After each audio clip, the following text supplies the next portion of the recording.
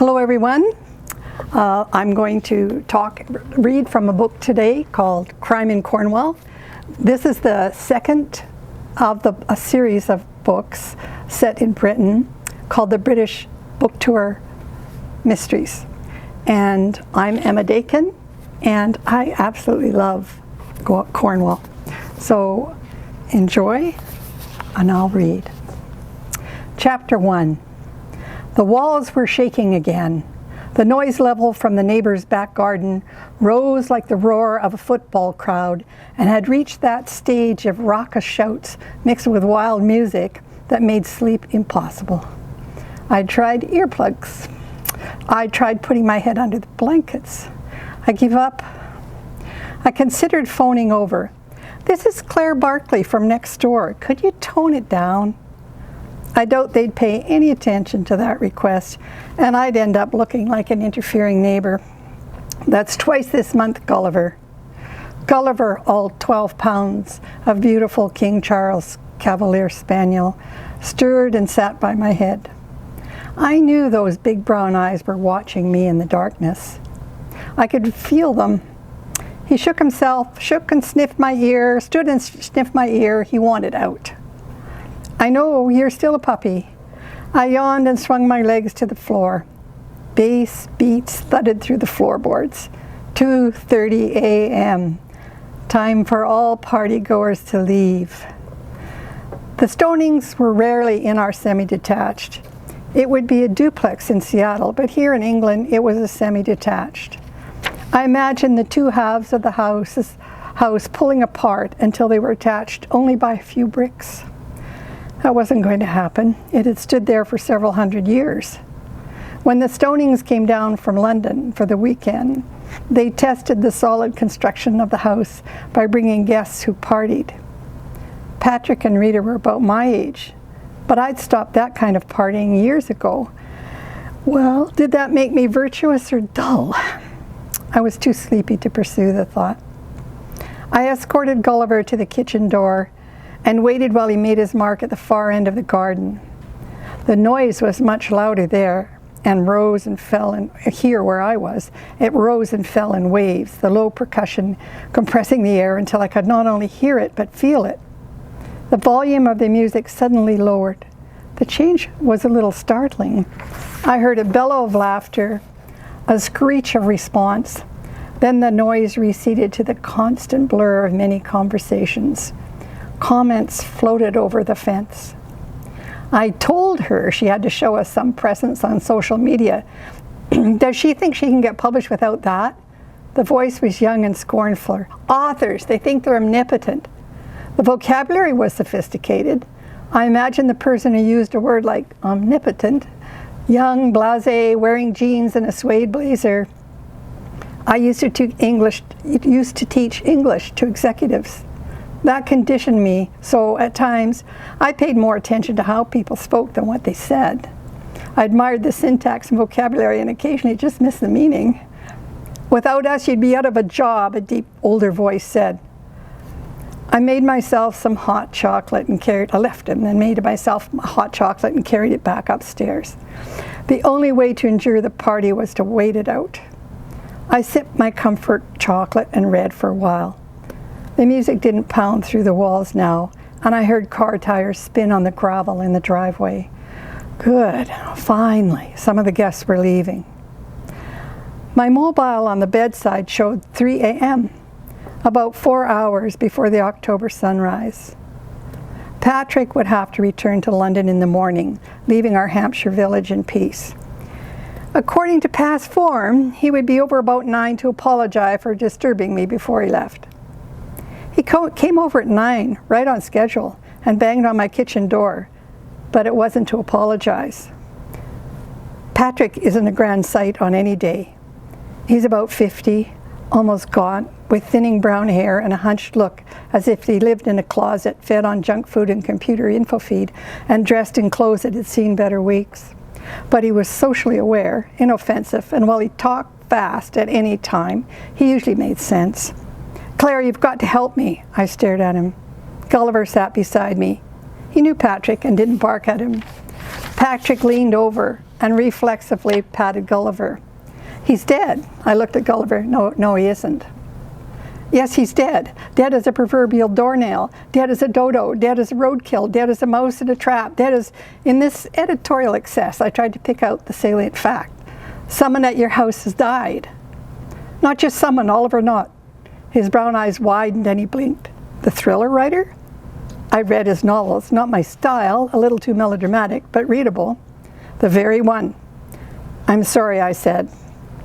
Nott was middle-aged, I think about 50, a little young for a heart attack, but that can happen to the under 60s. I'm sorry as well, very, very. It's untidy, gross, it's murder. I need you to come over and call the police." "Murder?" I stood there for a moment, a little stunned, then picked up my quilted jacket, snapped on Gulliver's leash, and followed Patrick through my back garden, out the gate and into the lane. The murder happened at his house. I didn't see why he couldn't have called the police. But he was my neighbor, and he'd asked for help. So I trotted behind him. I was going to assist him, but I didn't want any part of a murder. I hesitated in the lane, but curiosity trumped reluctance. Patrick pushed open his gate. "He's here, in the garden." He was there, obviously dead. "Why didn't you call the police?" I stared, morbidly fascinated at the remains of Oliver Nott. "Because you're the one who knows the police. You're close and intimate with the police. You're our neighborhood conduit to the police." I was not. My very good friend Mark Evans was a detective inspector of the Hampshire Constabulary. We met over the death of a member of the Mystery Book Club and have been meeting ever since. Patrick must pay more attention to my household than I'd thought. But I'm not an emergency dispatcher. I don't have a straight line into the homicide unit. In any case, you'll have to call the local police. Fine, I'll do that. You must look at him, though. I need a witness. There were scores of people here last night wandering around, yelling and making a lot of noise. Oh, you'd know about that, sorry. I don't think he even took a breath. He just kept on talking. I have no idea who would have done this. Someone must have hated him. In fact, any number of people. Lots hated him. We could create a list. I've got a little list, he never would be missed. The line from Gilbert and Sullivan floated through my mind, but he would be missed. He was a high-selling writer. How did he die? A foolish question. It was obvious how he had died. Oliver Nott was slumped sideways in an iron garden chair, his head turned, his cheek resting on the table. One hand was under his head, the other hanging straight down by his side. A long knife protruded from his chest. There was very little blood. That there was no doubt he was dead. His eyes were wide open with that glassy look of absence that removes all doubt. Gulliver whimpered. I petted him. I agreed with Gulliver. Oliver Nott was a horrific sight. "For God's sake, Patrick, call the police." "All right, I will do. I will do it now. I needed a sane and sober witness." He pulled a mobile from his back pocket and punched in 999. I looked around. There were 3 people in the garden, all witnesses. Rita, Patrick's wife, sat in a chair near the kitchen door. She looked as though she'd been up all night, as no doubt she had. A younger couple was sitting at a picnic table as far away from the body as they could get. The man about 30 had his mobile out. I expect he was taking pictures. That age seems to photograph everything. The couple looked a little dazed. Patrick had reached the emergency dispatcher and asked for the murder room. They didn't call it that, but the dispatcher would know where to send the call. Yes, a body. What? Of course I know who it is. It's Oliver Nott. No, he doesn't live here. He came here last night for a party. Patrick stopped talking long enough to listen for a few seconds. Then he was off again. Why am I asking for the murder room? Because there's a friggin' huge knife sticking out of him, that's why. Do you think I'd report him if he slipped away with a heart attack? Although I expect his heart was attacked if you want to be literal. What? Patrick stared at the phone and then he shoved it toward me. Here, talk to him. A calm, rational voice, which no doubt would have infuriated Patrick, asked me if I could shed any light on the situation. I tried to respond in the same tone, although after another quick look at Oliver, I felt a rising nausea. I blinked and breathed deeply. Yes, he is dead. There's a knife protruding from his chest. Madam, do you think this is homicide? Well, what kind of inane question is that? Of course it was homicide. Well, let me think. Was there any other option? I knew the constable on the phone would call Mark's homicide team if there was any question of murder. It may be homicide. It may be an accident. Perhaps Mr. Nott was enacting a play or something and he was inadvertently stabbed. I tried not to let any hint of sarcasm drip into my voice. Perhaps he stabbed himself. I couldn't possibly know. I heard my voice rising and struggled to control it. Yes, madam, I expect all those things are possible. I will send the local police and then, if necessary, notify the major investigation team. Thank you. Could I have your name? Claire Barclay. The address of the property, I gave it to him. It was the same as mine, with one letter different. The Briars, B. Thank you, madam. There will be someone there shortly. Please ask everyone in the area to stay at that address and to keep away from the crime scene. I can do that. This officer's voice was so calm it seemed almost robotic. Thank you. One moment, please. I got that in quickly before he disconnected. Yes? You might want to know that the man who died, Oliver Nott, is a well-known writer of thrillers. There will be press. There was silence on the other end for a moment. I appreciate the warning. This time his tone was warmer. I handed Patrick his phone and he dropped it into his pocket. Coffee, coffee, he muttered. Gulliver and I followed him into the kitchen. It was a disaster. A dustbin in the corner was full to overflowing with paper plates, plastic cutlery and napkins. Plates with half-eaten hors d'oeuvres were piled near the sink. No one had attempted to clean anything. I looked quickly for a knife rack. There was one on the wall behind the coffee urn. It had perhaps 5 knives in it. I couldn't see if one was missing without going over to peer at it. I wasn't that keen on finding out. Patrick opened the door to the local beat constable, one of the many community patrol officers in Ashton-on-Tench. He must have been close by to come this quickly. He was about 6'2" and athletic looking, young, 26 or so. He had the regulation black uniform with the black stab vest and various radios, a smart mobile, and even a set of handcuffs clipped to his belt. Mark told me that the officers carry mace and a collapsible baton, but I couldn't see them. He touched his helmet but didn't take it off. I could see by the plain metal insignia on the helmet that he was a constable. Good morning, I'm Constable Pemberthy. What's to do then? Oh, Gilbert and Sullivan again. Lots to do, Patrick snapped. Somebody killed Oliver Nott. He's an important author in my publishing house. Somebody killed him in my garden. He's just sitting there like he's posing for publicity shots. It's bizarre and outrageous. He's dead then. Of course he's dead with a bloody great knife sticking out of him. It's macabre.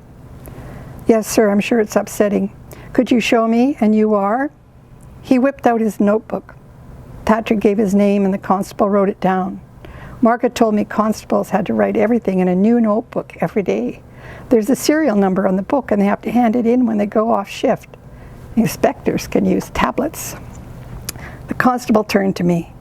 I'm the next door neighbor, Claire Barclay. Patrick asked me to come over. Constable Pemberthy followed Patrick but gave me a thoughtful look as he passed. Gulliver had found something entrancing on the floor and was licking it. Leave it, Gulliver, and for a wonder he did. Constable Pemberthy looked down at Oliver. I approved of his officer's solid stance.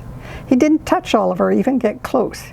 He pulled out his mobile and hit one number, speed dial. Yes, sir, Constable Pemberthy here. We do have a homicide. Could you get the major investigations team here? Thank you. Yes, I'll hold. He didn't hold long, and it was only a moment before he spoke again. White male, about 50, blue eyes, no visible scars, one tattoo visible. No, sir, I didn't approach the body. He waited a moment and continued. Black leather jacket with zipper half open, red scarf hanging loosely, blue shirt, brown pants, black trainers, name of Oliver Nott. He waited. Hold, please, I'll ask. He turned to Patrick. Is he the writer? Of course he is the writer, Patrick said. He writes thrillers and they're selling like no one listens to the news and only wants the fictional version of murder. The more dramatic, the more they sell. Everyone knows him. Murder in Penzance. Remember that one? The constable's eyebrows rose. Yes, I remember that one. He got the police procedure right. Patrick nodded. He was meticulous in his research. Nasty to work with, but a genius. I'm sorry, sir. Patrick really looked at the police constable then. Well, thank you. I didn't know if Patrick was upset by the murder, sorry for Oliver, or disturbed that his source of income had disappeared. Perhaps all of that. I listened to their conversation and carefully avoided looking at Oliver. The constable finished his call and followed us back toward the house.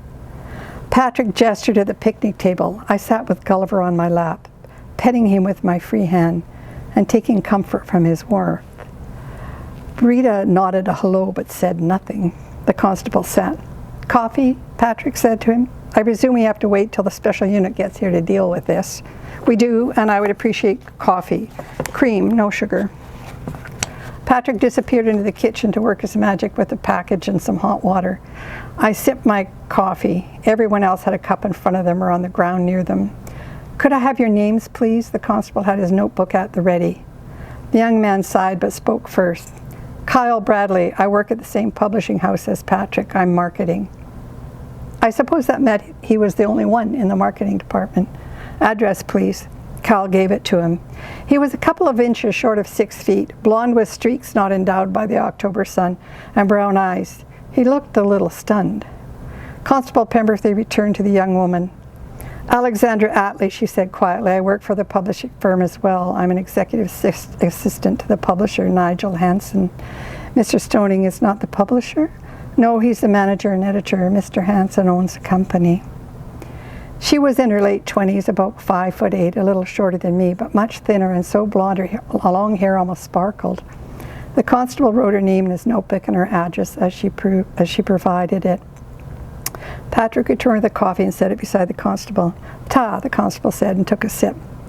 "This is my wife, Rita," Patrick said. "Rita Stoning," he clarified. She was Nott's editor. Rita gave the constable a half smile. "I live here." Her voice was soft and a little hesitant. "We also have a London address." She gave it to him. Rita had to be my age.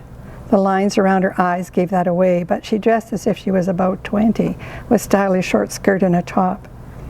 "Thank you. Now, did anyone see anything last night that would help us in the investigation?" I knew Mark would not appreciate the constable interviewing the witnesses before the major investigation team got there, but I wasn't about to chastise the constable.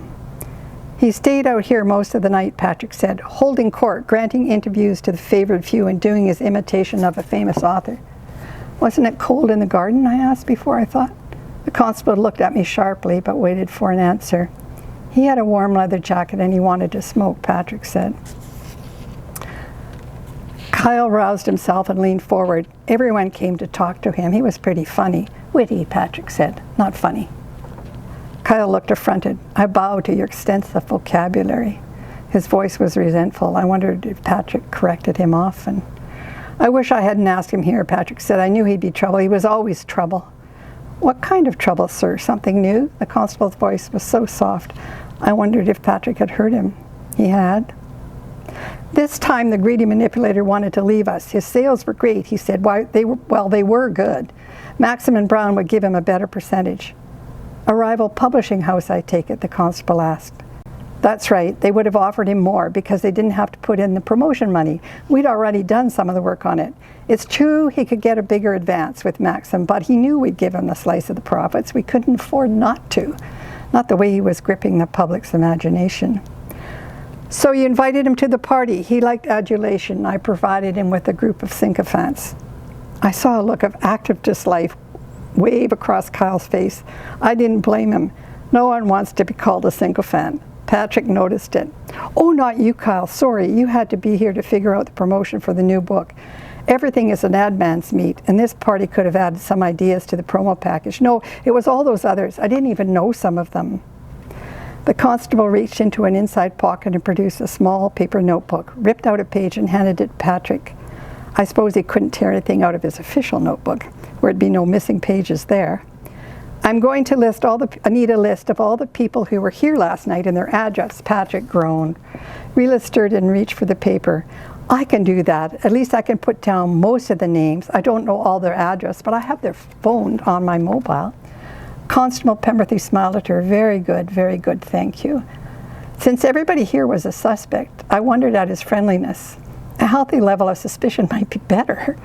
However, he wanted a list of partygoers. He smiled at Rita and she provided it. Maybe he was effective. "Some of the people whom I don't know came with people I do know. I can phone them for their names and addresses. Would that be okay?" The constable started to nod. I stared at him. He caught my eye. Perhaps not. The detectives may want to do that for themselves. I nodded. They certainly would. Mark would be furious if Rita got to those witnesses before he did.